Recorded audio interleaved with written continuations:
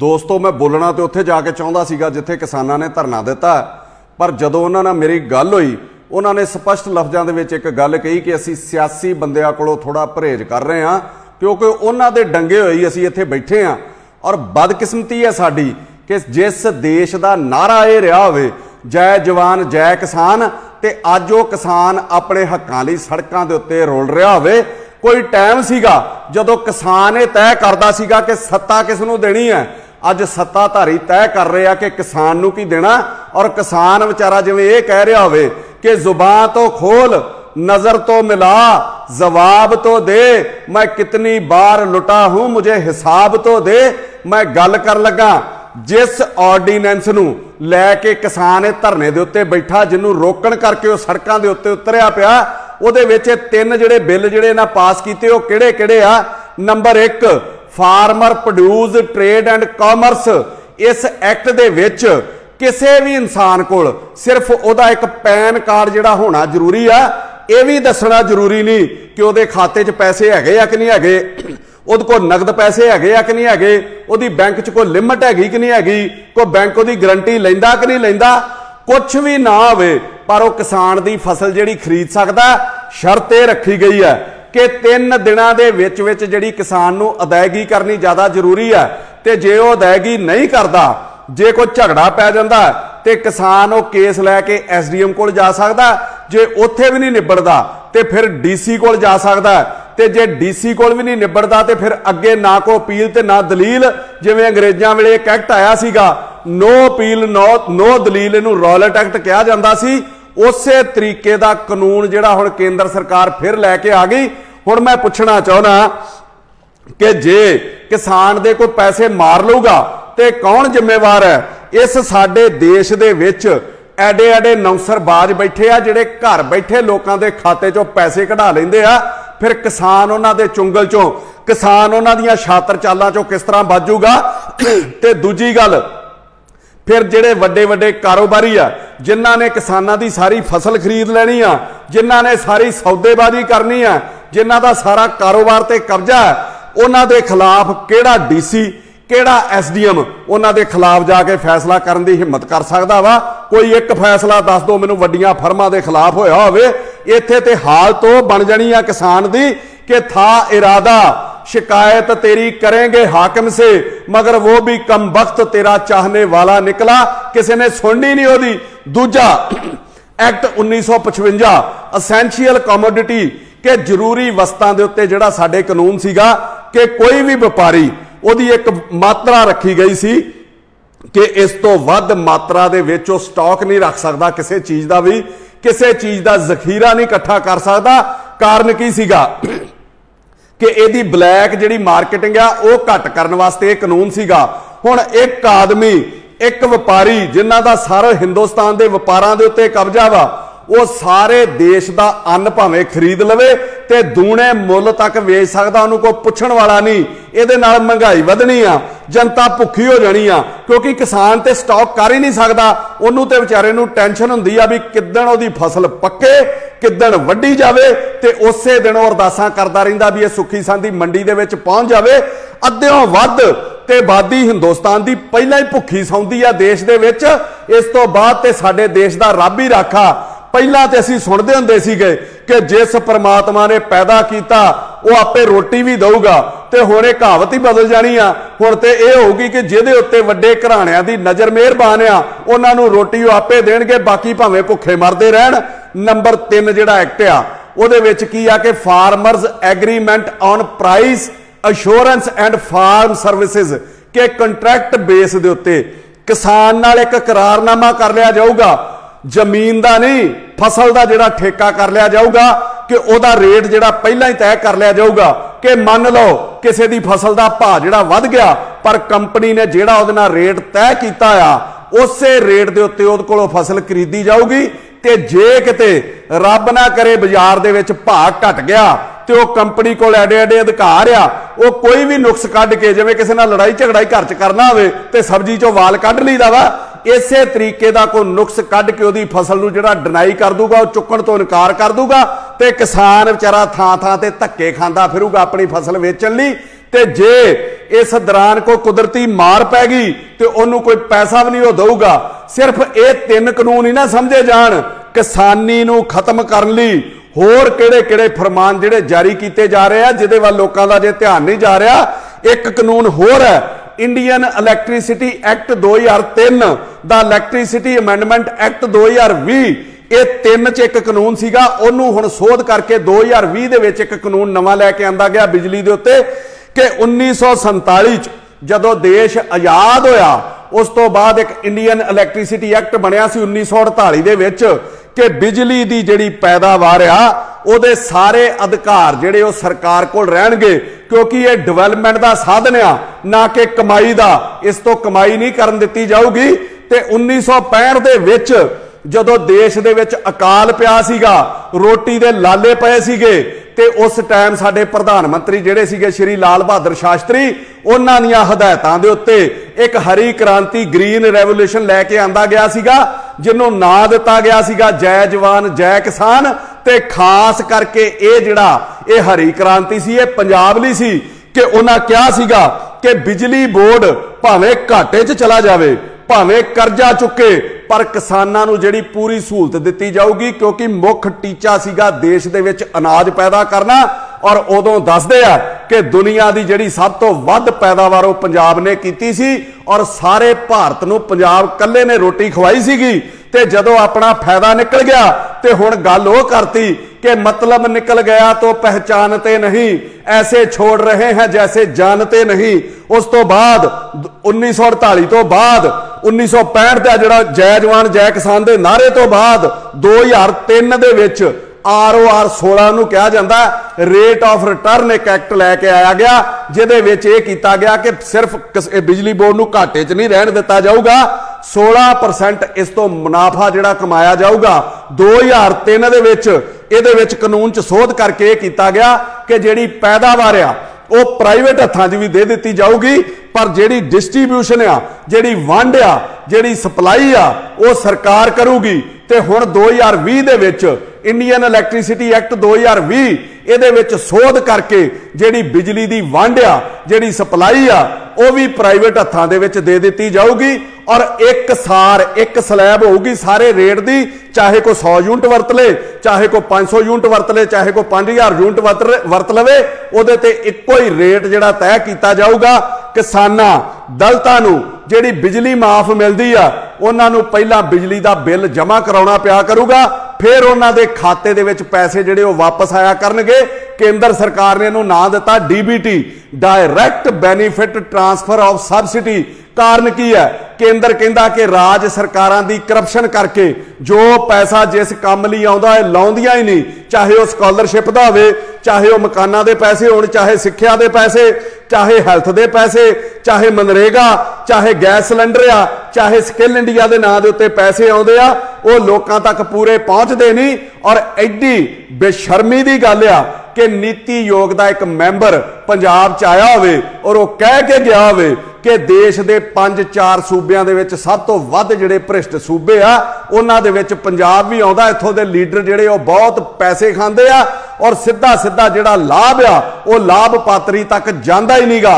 हालत की है? सूबा सरकारां नूं जिहड़े भी चलाउंदे आ, चाहे वो अकाली आ चाहे वो कांग्रेसी आ, उन्हां नूं इन्हां चीज़ां दे नाल फर्क ही कोई नहीं। उन्हां नूं सिर्फ अपने घर भरन दे नाल मतलब है। जे उन्हां लई मैं 4 लेना कह लवां ते मैनूं कोई गरेज नहीं होऊगा कि डंगर रस्सा चब्बणों ना डकियां हटदे, कुत्ते बह गए राज ते फिर चक्की चटदे, पत्थर उत्ते बूंद ना कोई असर दिखावे, कदे बंदे दी मानका आदत ना जावे। इन्ने हालात बिगड़ गए, पर इन्हां दियां हालातां दे विच, इन्हां दे हालतां दे विच कोई सुधार नहीं आया। इन्हां लीडरां दियां च केंद्र ने अपनी सोच नाल जो किया, मैं नहीं कहता वो गलत है, वो ठीक है, पर दूजा पहलू उन्हें देखा ही नहीं कि पंजाब च किसान बहुत छोटे आ, घट जमीना वाले आ। एक मोटर का बिल जिहड़ा उन्हां दा 45 तो 50,000 रुपया जिहड़ा साल दा आउंदा, वो पहला कित्थों जमा कराउणगे? उन्हां कोल ते रोटी अपनी जोगे भी पैसे नहीं हुंदे, बच्चियां दी पढ़ाई जोगे भी पैसे नहीं हुंदे। किसान ते भुखा मर रहा, वो बिजली दे बिल नहीं जमा कराऊगा पहला इन्हां नूं ते वो बिजली कट देणगे। जे बिल ना जमा कराया ते साधन की बचूगा उहदे कोल? ये केंद्र ने नहीं सोचिया। ते वड्डी मार की है कि कोई भी खपतकार जिहड़ा वा वो कोर्ट दे विच नहीं जा सकता, वो ना SDM को जा सकता, ना DC को जा सकता, ना हाई कोर्ट जा सकता, ना सुप्रीम कोर्ट दे विच जा सकता। जो जा सकता है उसकी कोई सुनवाई शुरू करूगा तो जो बिजली का रेगूलेटरी कमिशन है सिर्फ ओदी सुनवाई कर सकता। ते रेगूलेटरी कमिशन के चेयरमैन मैंबर ये पहला जड़ियां राज दियां सरकारां लाउंदियां सी ते हुण जिहड़ा नवें एक्ट के मुताबिक आ इन्हां दी नियुक्ति भी जिहड़ी केंद्र करूगा ते ये जिहड़े चेयरमैन लगने आ ये मैंबर लगने आ। तुसीं की सोचदे हो वड्डे घराणिਆਂ दी मर्जी दे नहीं लगने, ये ते उन्हां दे CEO बन के बह जाणगे, उन्हां दे हक च काम करनगे। कौन सुनवाई करूगा गरीब दी?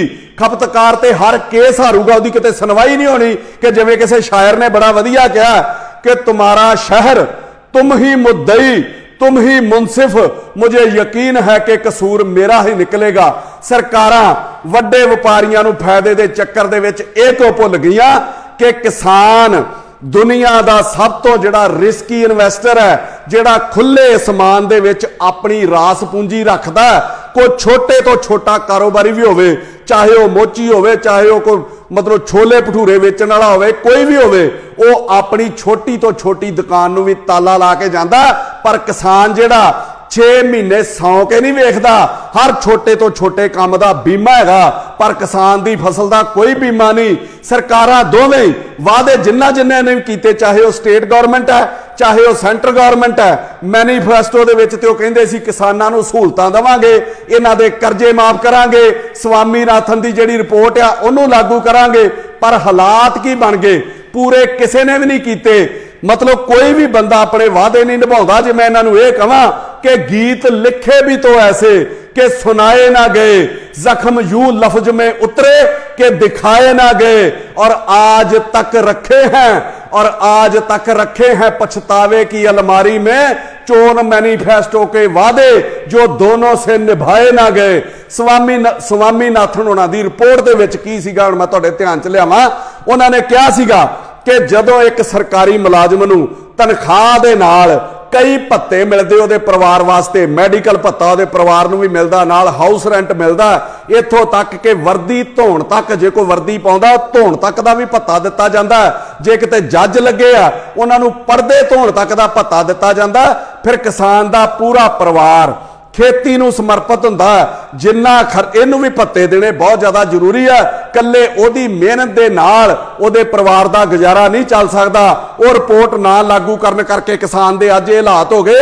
उन्हें कहा सीगा अपनी रिपोर्ट दे विच कि जिन्ना खर्चा फसल दे उत्ते आउंदा है उहदा 50% जिहड़ा भत्ता किसान नूं दिता जावे। मान लो जे 10,000 रुपया खर्चा आया तो 5,000 उहनूं नाल दिता जावे, 15,000 करके इहदे नाल सूचक अंक दे नाल चलिया जावे जां महंगाई दे हिसाब दे नाल चलिया जावे।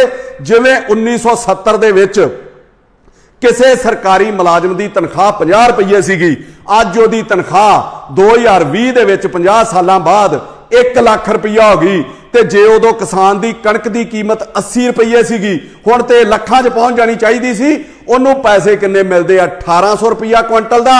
जिवें 1970 दे विच तेल की कीमत 60 ਤੋਂ 70 पैसे सीगी, वो 100 गुणा वध के अज 75 रुपये का हो गया, मतलब 100 गुणा वधिया।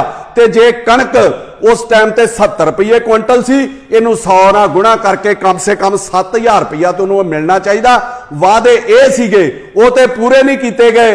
ते फिर एडी की आफत आ गई देश दे विच, नैशनल मैडिकल जिहड़ी एमरजेंसी चल रही है, फिर बैकडोर ते जाके ब्लैक आवर दे विच ये बिल क्यों पास किया गया, किहड़े घराणिਆਂ दे दबाव च किया गया, देश ते महामारी दे नाल जूझ रहा वा। फिर ये कानून एडी छेती इन्ना दिनां दे विच लियाउण दी की लोड़ सी? किते ना किते वड्डे घराणे जिन्हां ने पैसा कमाउणा, जिन्हां ने सरकारां बनाउण दे उत्ते पैसा लाउणा, उन्हां दा किन्ना क दबाव सीगा।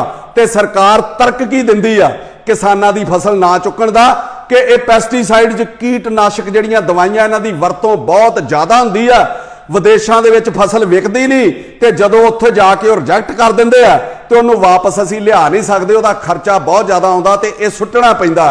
हुण सवाल की है कि कीटनाशक जिहड़ी दवाइयां दी वरतों आ वध पैदावार करने लई किसान नूं मजबूर किने कीता?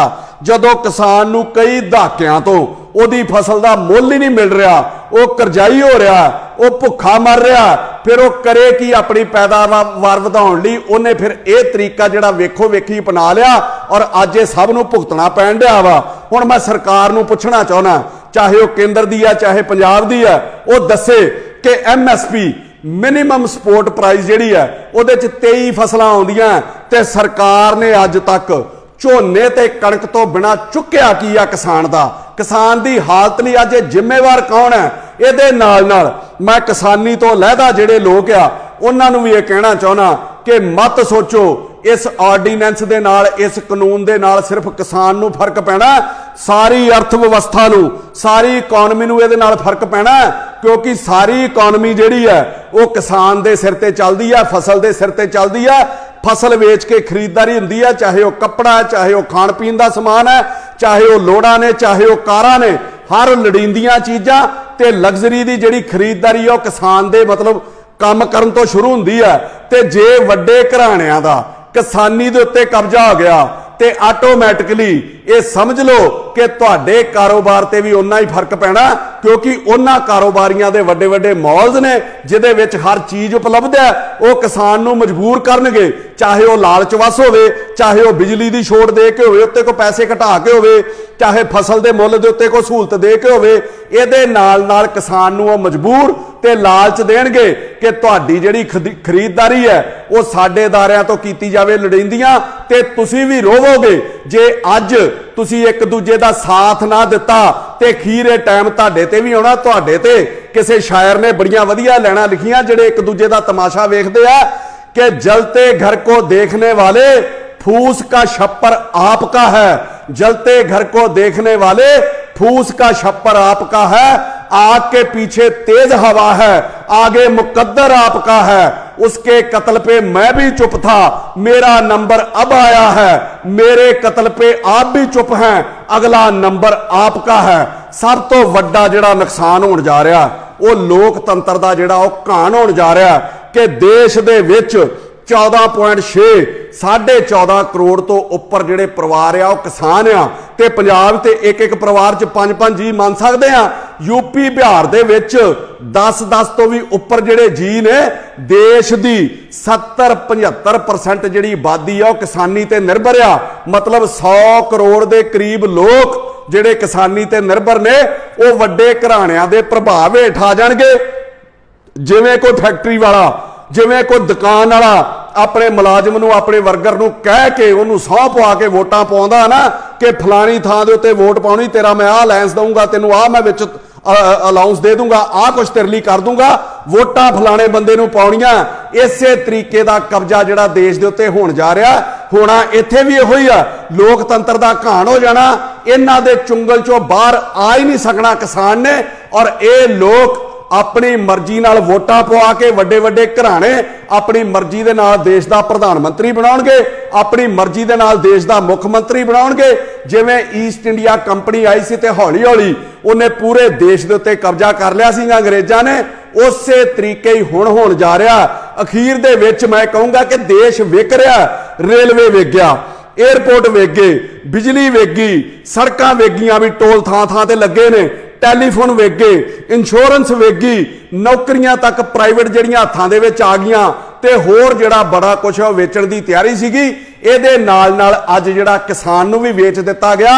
कसूर किसे नेता दा नहीं, किसे अफसर दा नहीं, वड्डे घराणिਆਂ दा नहीं, कसूर लोकां दा कि 1947 च आज़ादी लैण तो बाद असी इहो जी नींद सुते, सानू होश ही नहीं आई ते चोर साडा सारा कुछ ही लैके चले गए ते असी अजे तक भी नहीं उठे। लोग अपनी मौत आप मर रहे आ। मैं समाप्ति च कहन लगा कि अंधेरा ढकले सूरज को तो उजालों की खता क्या है, अंधेरा ढकले सूरज को तो उजाले की खता क्या है, लगी हो सेंध दीवारों में तो ताले की खता क्या है, किसी के रूप की मदरा नशे से भी नशीली हो, कोई पीकर मर जाए तो प्याले की खता क्या है।